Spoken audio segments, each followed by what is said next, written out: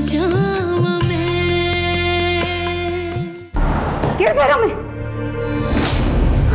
अभी तो सिर्फ रिहा किया है, लेकिन सच्चाई मैं जान के रहूंगी। मैंने ऐसा क्या किया है जो तुम? किया तो साहिल ने भी कुछ नहीं है। काश मैं तो ये दिन देखने से पहले मर ही जाती। ठीक है, मैं मर जाती। नहीं मर जाती हूँ। दूर हटो, दूर हटो, दूर हटो। कुछ जरूरी काम था, मिल सकते हो? जी जी, हुक्म करें, कब और कहाँ मिलना है? यही तो मैं कह रही थी आपको। आपका फख्र थी ना मैं। बड़े बड़े ख्वाब दिखाए थे मैंने आपको, लेकिन अब मेरी जिंदगी अजाब बन गई है। सिवाय जिल्लत और रुसवाई की कुछ नहीं बचा हमारे पास। मेरे मरने से कम आपको सब्र तो आ जाता। क्यों मेरा कलेजा फाड़ रही है? कितनी बड़ी हरकत की, मरने लगी थी। ये भी नहीं सोचा कि तू मर जाती तो क्या करती। आपने मेरी बात ही नहीं मानी। आपको लगा वो मासूम है, आपने मुझे झुठलाया।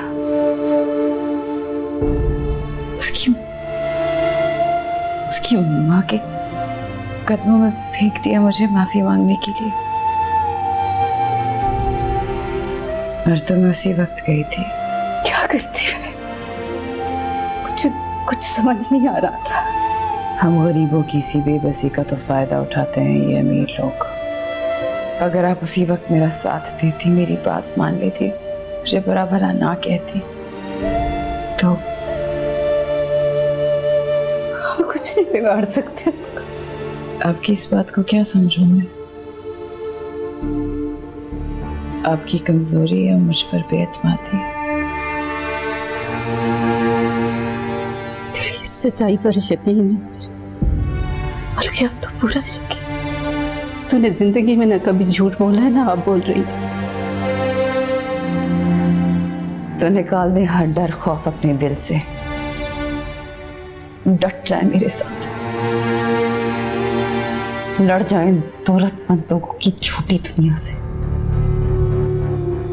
जो हम जैसी लड़कियों की इज्जतें खराब करके ना हमें जीने देते हैं ना मरने। क्या करेंगे हम लोग? कैसे यकीन दिलाएंगे दुनिया वालों को? आखिर अंजाम तो हमारी अपनी रुसवाई है। आज अंजाम हमारी रुसवाई है, हमारी तजलील है, लेकिन कल कितनी लड़कियों को हम इस जिल्लत से बचा सकते हैं? कितनी लड़कियां जो बेवकूफ बनी हैं, वो कल समझ सकेंगी कि पागलपन का रूपधारी मासूम साहिल सिर्फ एक नहीं है। तरह तरह के मास्क चढ़ाए ऐसे हजारों दरिंदे हैं, और उन दरिंदों को उनके अंजाम तक मैं पहुंचाऊंगी। बात ना कर, बेबस लोग। हम बेबस नहीं हैं अम्मी। सच्चाई और यकीन की ताकत हो तो खुदा भी साथ देता है। ज़मीन पे माँ खुदा का ही एक रूप है,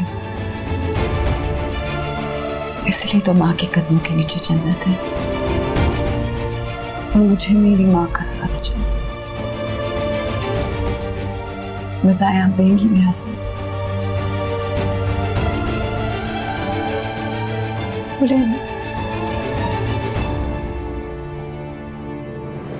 और अगर आप मेरा साथ नहीं देंगी तो मैं इस बारे में कभी दोबारा बात नहीं करूंगी।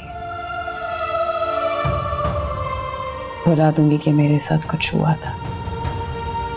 आपके कदमों में सर झुका के सारी जिंदगी गुजार दूंगी। समझ लूंगी कि जुल्म और ज्यादती के खिलाफ आवाज नहीं उठानी।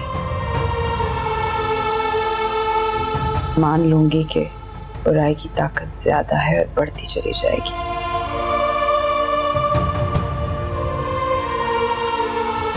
फैसला अब आपने करना है, या मेरा हाथ थाम ले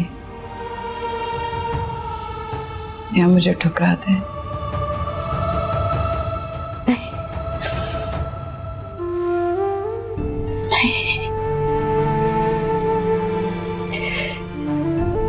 हमेशा सोचा था कि मेरी ज़ेबा दुनिया के लिए मिसाल बनेगी। ठीक है, मेरी ज़ेबा यही मिसाल बनेगी। हमारा रब हमारा साथ देगा। तेरी माँ तेरे साथ है।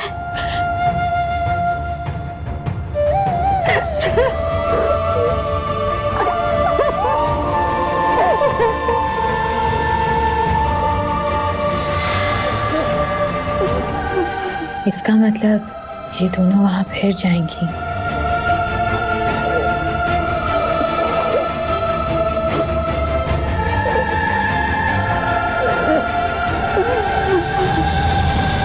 ठीक नहीं हुआ, बहुत गलत हुआ ये। जब हम साहिल के बारे में ऐसा नहीं सोच सकते तो तुमने समद के बारे में ऐसा कैसे सोच लिया? और अगर कोई बात करनी भी थी तो सोच समझ के करनी थी ना। इतनी बड़ी बात तो कोई भी अपने लिए बर्दाश्त नहीं कर सकता। बिल्कुल ठीक कह रही हैं। बाबा प्लीज, आप लोग बात को संभालने के बजाय इसी पर गुस्सा कर रहे हैं। गलती मान तो चुकी है ये अपनी। बाबा, मेरी गलती का कोई तो हल होगा। जो गलती तुमने की है ना, अफसा ने कुछ नहीं किया, इसकी कोई गलती नहीं है। समद भाई इससे लड़ते हैं। नहीं बेटा, समद इससे नहीं लड़ता। मैंने खुद देखा है। भाई तुम गलत समझ रहे हो, वो मुझसे नहीं लड़ता, मैं ही उससे। अच्छा नहीं हूं मैं, सब जानता हूँ। अच्छा बेटा, ये आपके समझने की बातें नहीं है। लेकिन अम्मी, मैं सब समझता हूँ। अच्छा तुम परेशान मत हो। भाई, तुम आज छत पर नहीं गए थे ना?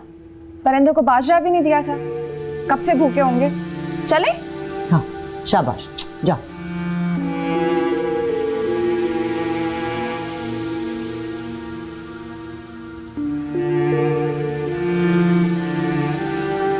शुक्र है इसकी तबीयत जल्दी संभल गई, ज्यादा बिगड़ी नहीं। अब इस मसले को कैसे हल करना है? अम्मी, अगर आप सबा आंटी से बात करेंगी तो मुझे यकीन है वो समद को समझा लेंगी। सबा को तो खुद तुम पर इतना गुस्सा है। समझ से पहले ये जरूरी है कि वो तुम्हें माफ करे।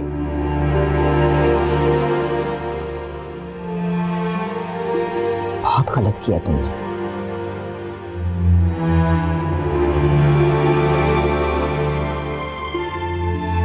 मैं उसे कभी माफ नहीं करूंगी।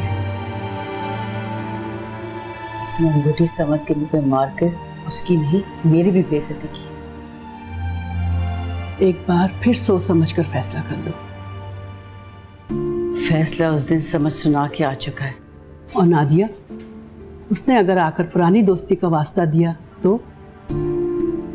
मेरे लिए मेरे बेटे से बढ़कर कुछ नहीं है भाभी। सही और गलत की पहचान है उसे। सिर्फ हफ्सा को नहीं, उसे भी हफ्सा से बहुत मोहब्बत थी। मेरे बच्चे का दिल बहुत दुखा है। हफ्सा इतनी बड़ी बेवकूफ़ी करेगी, यकीन नहीं होता। बहरहाल, मैं आज इस्लामाबाद वापस जा रही हूँ, लेकिन मैं कांटेक्ट में रहूंगी।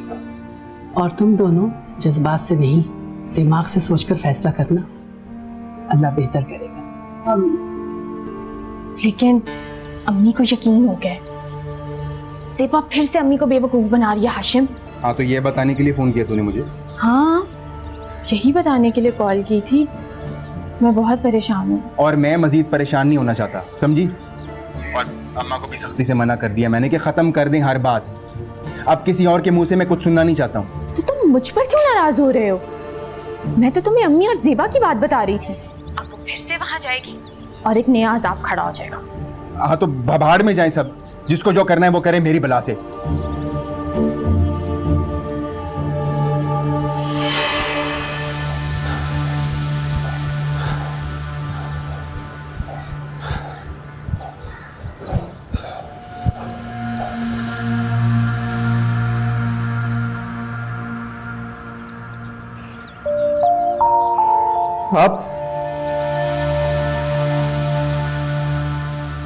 आप क्यों आए हो यहाँ?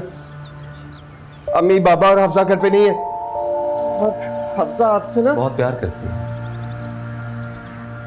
उस रात ढोलकी पे बहुत मजा आ रहा था ना।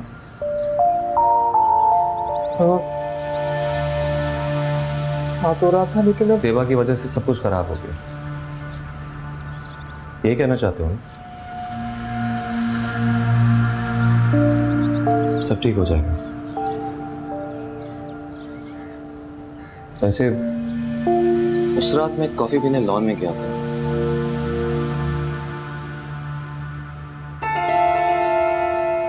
तुम्हें मैंने घर से बाहर जाते देखा था, कहाँ गए थे?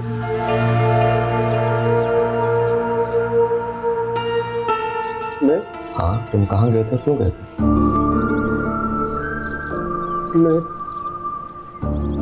हाँ, याद आया, वो बिल्ली का बच्चा मैं मारता, उसको देखने गया। बिल्ली का बच्चा मतलब?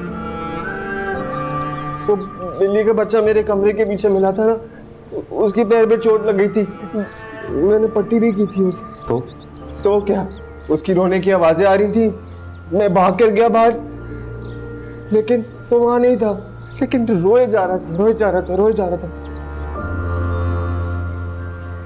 फिर मिला तुम्हें? हाँ, वो ना, वो क्यारी के पीछे छुपा हुआ था, मैंने उसको वहां से निकाला, उसको बहुत भूख लग रही थी, मैंने उसको दूध पिलाया और फिर वो ठीक हो गया, वही कमरे के पीछे सो गया, अभी भी मेरे कमरे के बाहर होगा। आओ आओ दिखाता हूं। नहीं, मैं बाद में देख लूंगा तुम्हें।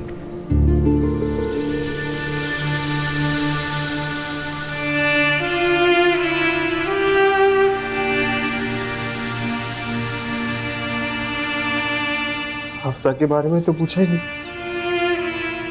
पता अब सारा कुछ मुझे ही ठीक करना होगा।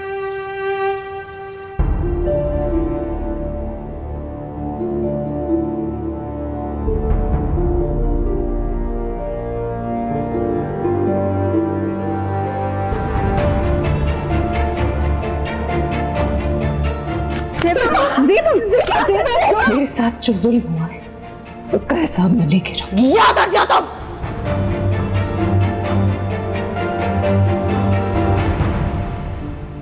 तुझसे ही उम्मीद है, तेरा ही आसरा है मेरे परवरदिगार। मदद करना हमारी, मेरी बच्ची की।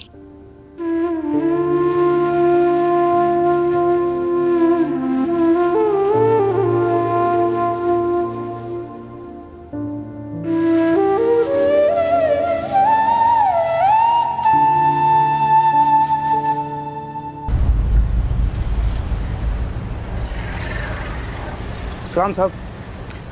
वालेकुम सलाम। गाड़ी में बैठो, कुछ बात करनी है। जी साहब। मेरा तुम्हें यहाँ बुलाने का मकसद। मैं जानता हूँ साहब, आप भी हफ्सा बीबी के लिए बहुत परेशान हैं। कल भी उनकी बहुत तबीयत खराब हो गई थी, इमरजेंसी में हॉस्पिटल लेके जाना पड़ा। तो रास्ते में नादिया बीबी बात कर रही थी, तो पता चला कि आपकी उनसे कोई बात हुई है।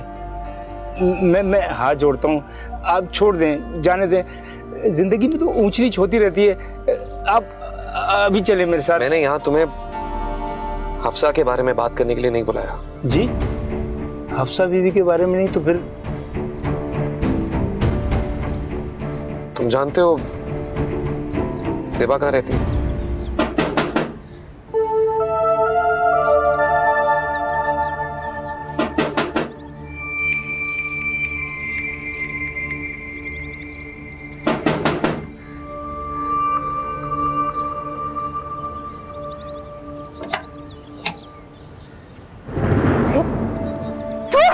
जी, मैं जेबा से मिलने आया हूँ।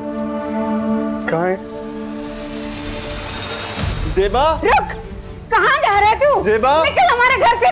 जेबा, जेबा, जेबा, साहिल, मैं साहिल मिलने आया हूँ आपसे। आप बहुत अच्छी हो। पता नहीं सब आपको बुरा क्यों कहते हैं। मैं जानता हूँ आप अच्छी हो, आप बहुत अच्छी हो। हम दोनों मिलके सब ठीक कर देंगे। झूठे, मेरी जिंदगी बर्बाद करके तुम ये ढोंग रचाने आए हो। हाँ? मैं तुम्हें मार दूंगी। कुछ नहीं किया, मैं तो सिर्फ आपसे मिलने आया हूँ यार।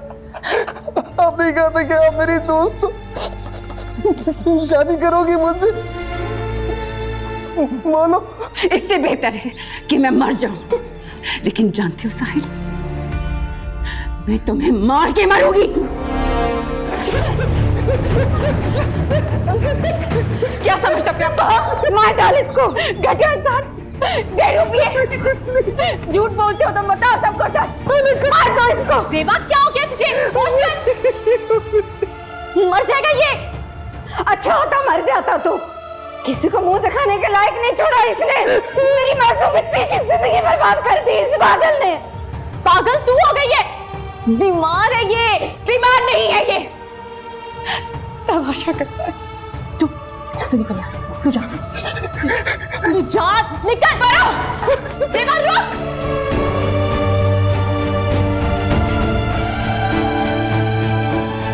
रुक देवा, क्या कर रही है? और तुम क्या कर रही हो? भगा दिया उसे।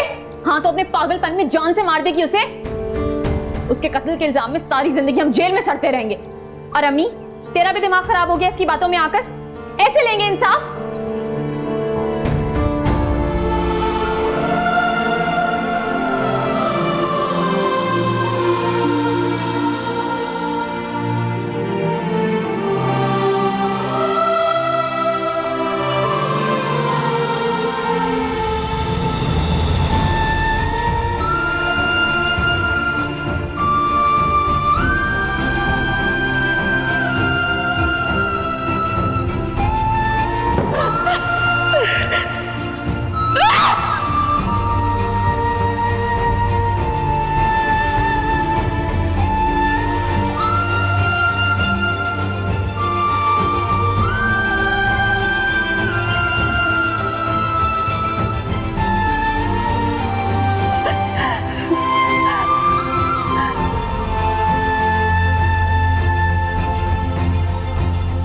सबा, तुम तो इसे सालों से जानती हो, तुम्हें तो पता है ये बगैर सोचे समझे कुछ भी बोल जाती है।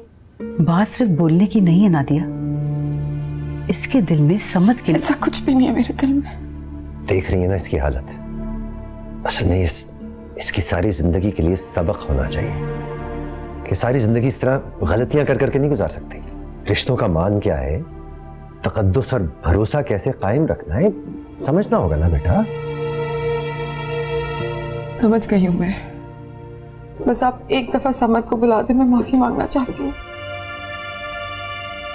क्या माफी मांगने के बाद तुम्हारे दिल से वो ख्याल निकल जाएगा जो आ गया था? वो ख्याल नहीं, खौफ था जिसे मैं खुद भी नहीं समझ सकी। तो खौफ भी तो तुम इसी बात का था ना कि समद पर अगर ये इल्जाम साबित हो गया। आप यकीन करें, आप लोग मुझे गलत समझ रहे हैं। अपनी सोच को तुम खौफ कहो या शक, बात एक ही है। समझ तुम कुछ कहते क्यों नहीं? जब दिलों में मैल आ जाए, बहस मुबाहिसे होने लगे, तो कई मर्तबा ये रिश्ते जिंदगी भर के लिए टूट जाया करते हैं। और अभी इस रिश्ते की तो बुनियाद रखी जा रही है। जब बुनियाद इतनी कमजोर हो तो इमारत मजबूत नहीं रहती। सब कुछ ठीक कर दूंगी, बस एक बार माफ तो कर दो। तो हमेशा ऐसी बातें करती रहती थी और मैं हर बार छोटी बात समझ के इग्नोर करता था। अब नहीं करूंगी। गुंजाइश नहीं बची। अच्छा हुआ इतना बड़ा कदम उठाने से पहले ही सब कुछ हो गया, वरना बाद में तुम्हारी ये शक करने की आदत हमारी जिंदगियां ज्यादा बर्बाद करती। नहीं समझ, आप तो ये सब कुछ मुझसे बेहतर समझते हैं। ये रिश्ते भरोसे और एतबार की नाजुक डोर से बंधे होते हैं, और जब ये डोर ही टूट जाए तो मुझे माफ कर दीजिएगा प्लीज।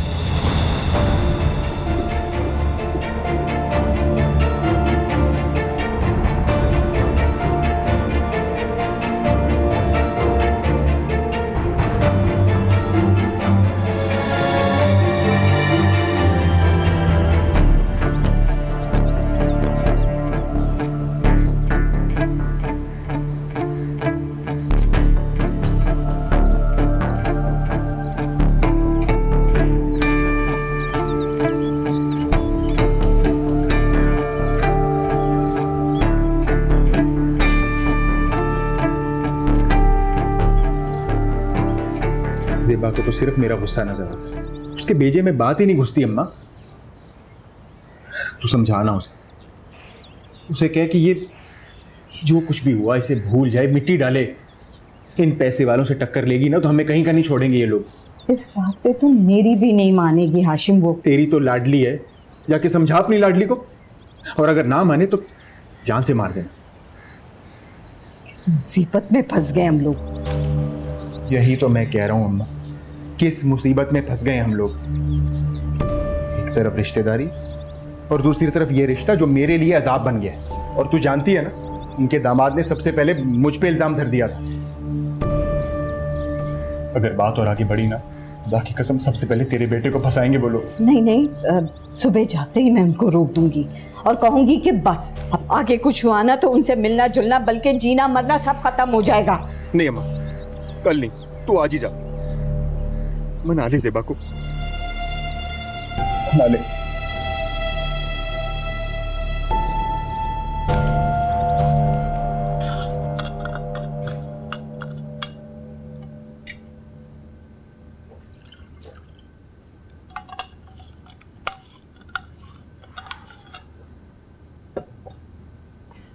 हो गई हजरत पूरी, मांग ली माफी। जिल्लत उठाने की जो आखिरी कसर बाकी थी वो जिल्लत जो लोगों के सामने उठानी पड़ती, उससे बचने की कोशिश करने के लिए गई थी मैं। सारी खुशियां खाक में मिला दी और ये खाक सबके सर पे आके पड़ेगी। समत पे गुस्सा आ रहा है, इतनी आना, इतनी हिम्मत, हम लोगों का भी लिहाज नहीं रखा उसने। और तुम्हारी वो दोस्त जिस पे तुम्हें इतना नाज था, वो बेटे की हाँ में हाँ मिलाती रही। तो उसका क्यों नहीं बोले? वहां क्यों चुप खड़े थे? बर्दाश्त कर रहा था। अपनी बेटी को रोता गिड़गिड़ाता देखकर खून खौल रहा था मेरा। मसलहत की वजह से नहीं बोला कि शायद उनके दिल में एहसास जाग जाए, लेकिन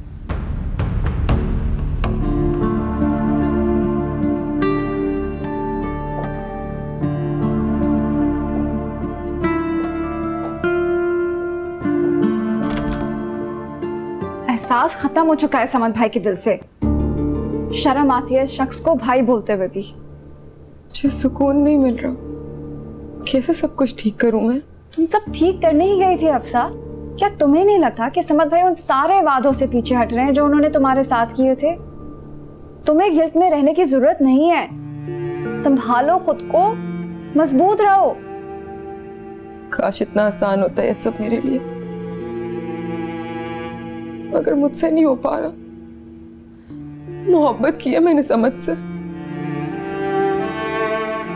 टूट के चाहा है उससे, मगर वो मेरे माफी मांगने के बावजूद भी मुझे ऐसे धुतकार देगा, मैं सोच भी नहीं सकती थी। हर सला मैं मर जाऊंगी, मैं मर जाऊंगी। प्लीज मुझे हौसला दे दो, खुदा के लिए मुझे कुछ ऐसा कह दो कि मुझे हौसला हो जाए, सब ठीक हो जाएगा। कुछ ऐसा कह दो कि मेरे दिल को यकीन हो जाए कि समद ऐसा नहीं करेगा। मैं नहीं रह सकती उसके बगैर। मर जाऊंगी, मैं तुम्हें बता रही हूँ, मर जाऊंगी,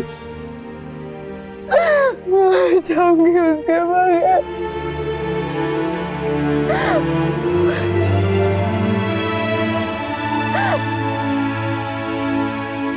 मेरे ही दिमाग खराब था जो इतने दिन से पेट भर के रोटी नहीं खाई, सुकून से सोई नहीं, साथ साथ लगी रही। अंधेरे पड़ते ही घर से निकलने नहीं दिया, भाग भाग के आती थी समझाने के लिए, रोकने के लिए, मत इस मुसीबत को अपने गले लगाओ, दुनिया में तमाशा बनेगा। लेकिन नहीं, अब देखना, ये तमाशा पूरी दुनिया देखेगी। आज तक शकीला ने कोई काम मुझसे पूछे बगैर नहीं किया। तूने क्या इतना दिमाग खराब कर दिया था कि अकेले चल पड़ी वो यहां से? अगर मुझे पता होता कि वो जा रही है तो मैं... जितना तंग तूने उनको किया हुआ था, उन्होंने तो जाना ही था। 4 जमातें क्या पढ़ ली है तूने? अपने आप को बहुत कुछ समझने लगी है तू। तेरी इज्जत पे दाग लग चुका है, अभी भी अकल नहीं आई है तुझे?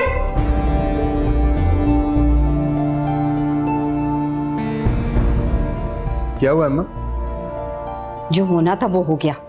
कुछ तो बता, फोन करके क्यों बुलाया यहाँ?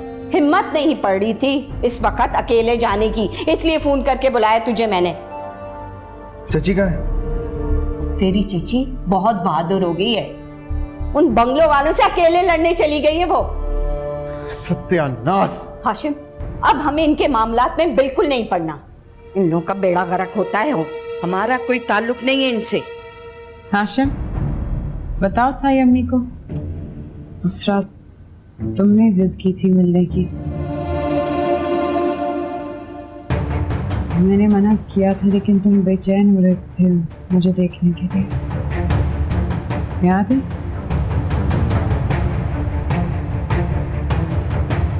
और आज ठीक है, ना बताओ, मुझे तुमसे कोई शिकायत नहीं है, लेकिन अम्मी का पता करो, क्योंकि अगर उन्हें कुछ हो तो उसकी जिम्मेदार तू होगी, सिर्फ तू। अगर चची घर ना आए ना, इसे जान से मार दे और खुद भी मर जाना। चलो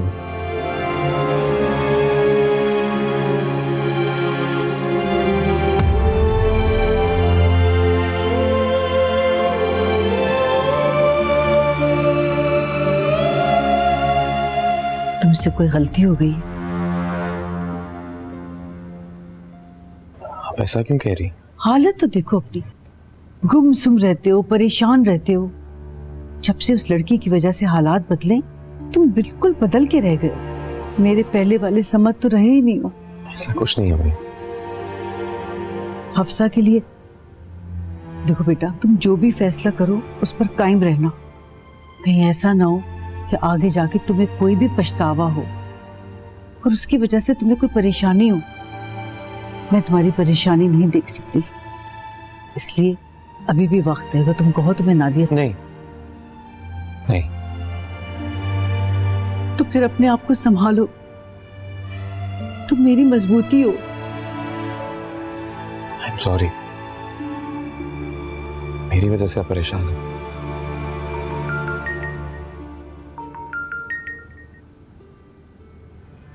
हेलो। बैड बॉय हो तुम, बैड बॉय। साहिल, मेरी बहन को परेशान करते हो, रुलाते हो उसे। साहिल, मैंने उसे नहीं रुलाया, वो उसकी अपनी गलत। झूठ बोलते हो तुम, उसको तुमने सताया है, तुमने रुलाया उसे। साहिल, ऐसा नहीं। देखो साहिल, तुम अभी बच्चे हो, इन मामलात को नहीं समझते अभी। सब जानता हूं मैं, बच्चा नहीं हूं मैं। सारी गड़बड़ समत की वजह से हुई है, सब कुछ गलत उसने ही किया है। जेबा को भी उसने रुलाया है। साहिल, मेरी बात सुनो, आइंदा कभी भी समत को तुम फोन नहीं करोगे, समझे? बैड बॉय हो तुम, बैड बॉय।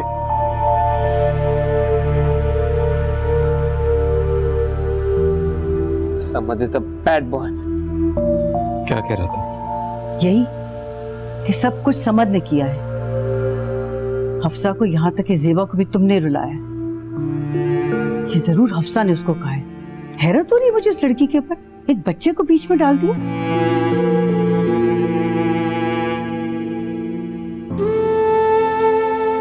सुकून तो अब उन लोगों का बर्बाद होगा। तुझे पता है, थानेदार साहब ने बड़े आराम से मेरी बात सुनी, तसल्ली दी मुझे, रपट भी दर्ज की उनके खिलाफ और यकीन दिलाया कि आज ही उनके घर पर छापा मारकर साहिल को पकड़ के थाने में बंद कर देगा और उन लोगों के खिलाफ मुकदमा चलाएगा। तुझे इंसाफ मिलेगा ज़ेबा, सारी दुनिया देखेगी, साहिल को सजा मिलेगी। ताई और हाशिम आए थे, गुस्से में सारे रिश्ते तोड़ गए।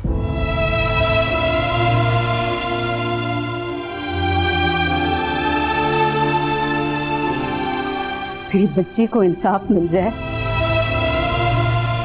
मुझे और कुछ नहीं चाहिए।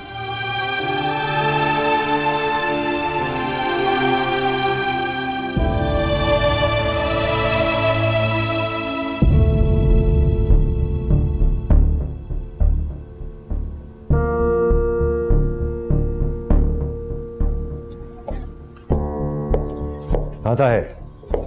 वालेकुम सर। वालेकुम अस्सलाम। वालेकुम मैम। वालेकुम सलाम। आओ बैठो।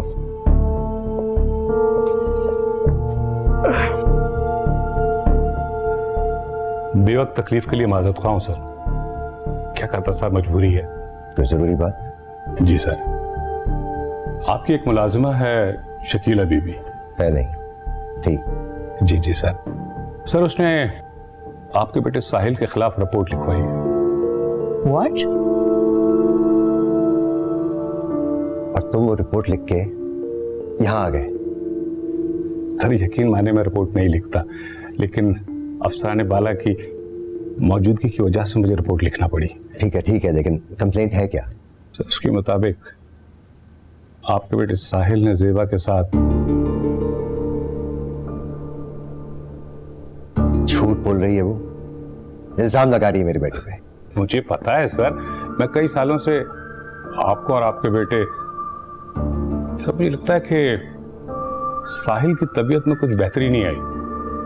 मुझे याद है वो चंद साल पहले उसके स्कूल का वो केस, जब चंद लड़कों ने उसके साथ छेड़छाड़ की थी और फिर उसकी तबीयत का बिगड़ जाना और हॉस्पिटल में एडमिट करवाना। जब भी उसकी तबीयत में कोई इंप्रूवमेंट होने लगती है, कोई बेहतरी आने लगती है, कोई ना कोई बुरा वाकया हो जाता है। बड़ी मुश्किल से संभाला था साहिल को। मुझे लगता है भलाई का दौर ही नहीं है। तर्ज खा के जिसको इस घर में नौकरी पर रखा, ये इज्जत दी है उसने हमें। जी जी आप ठीक कह रही हैं सर, आप लोग सीधे और शरीफ लोग हैं। मैं शकीला बीबी जैसी औरतों को अच्छी तरह जानता हूँ। अमीर लोगों को ब्लैकमेल करना और फिर उनसे बड़ी बड़ी रकमें वसूल करना, लेकिन सर आप फिक्र न करें, मैं हूं ना सर। लेकिन वो कंप्लेंट?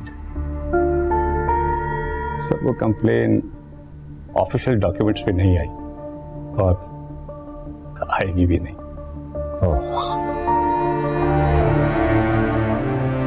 लेकिन उस सूरत में तुम्हें यहाँ आना नहीं चाहिए था। सर अब ज़ाब्ते की कार्रवाई भी तो मुकम्मल करना होती है ना सर, आप तो समझते हैं इन बातों को सर।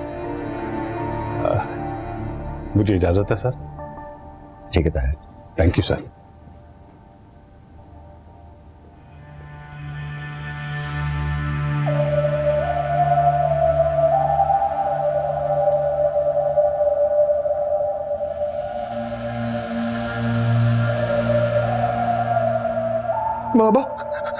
बाबा, पुलिस वाले अंकल क्या कह रहे थे? कुछ नहीं कह रहे थे। नहीं, कुछ कह रहे थे, मुझे लेने आए थे ना? नहीं बेटा, आपसे ही किसने कह दिया? हाँ? यहाँ पे बैठे हुए थे, मुझे देख रहे थे। ऐसे ही देख रहे थे? नहीं। साहिल मेरी बात सुनो, पुलिस वाले अंकल मेरे दोस्त थे। याद है वो स्कूल में तुम्हारे जब इशू हुआ था, वो रैगिंग वाला, तो इन्होंने तो हेल्प की थी। उसके बाद किसी ने तुम्हें हाथ तक नहीं लगाया। ये वही वाले अंकल हैं। इससे परेशान मत हो, रिलैक्स। आप क्यों परेशान हो जाते हो? मम्मी सब ठीक है ना? कुछ होगा तो नहीं? हाँ बेटा, सब ठीक है, कुछ नहीं होगा। और अगर हुआ भी, तुम्हारे बाबा हैं ना, सब संभाल लेंगे। अच्छा ये बताओ, आप नीचे क्यों आ गए? हाँ चलो अपने कमरे में। ये औकात दिखा दी उस औरत ने, मेरे सामने मेरे कद के बराबर खड़ा होना चाहती है। उसकी नीयत ही मुझसे पैसे बटोरने की थी। मुझे तो लगा कि वो डर गई होगी, लेकिन शकीला का तो दिमाग ही खराब हो गया। खराब नहीं, बल्कि कुछ ज्यादा ही तेज चलना शुरू हो गया है।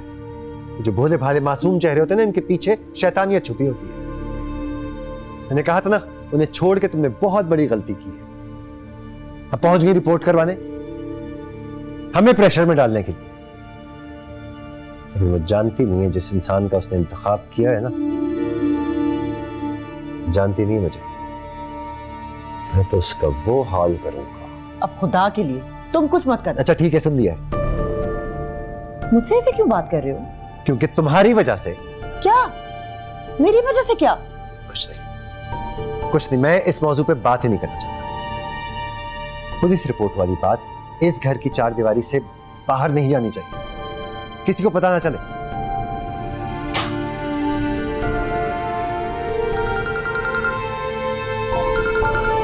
बता यार, बोलो।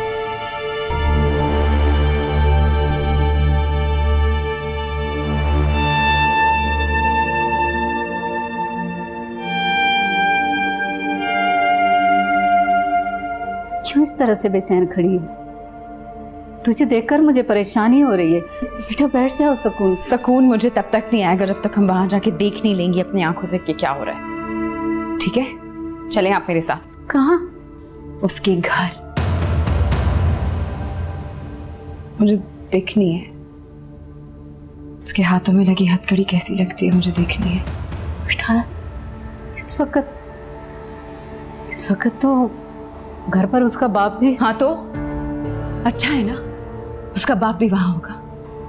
उसकी आंखों में वो दर्द, वो तकलीफ जो आपकी आंखों में थी, अपने बेटे के लिए वो अजियत, वो देखनी है मुझे। आपने हाथ जोड़कर अपनी औलाद के लिए रहम की भीख मांगी थी ना उससे, बस इसी तरह वो भी आपके पैरों में नाक रगड़ेगा, गिड़गिड़ाएगा। वो देखना है, वो देखने के लिए लेके जा रही हूँ मैं आपको। चले आप।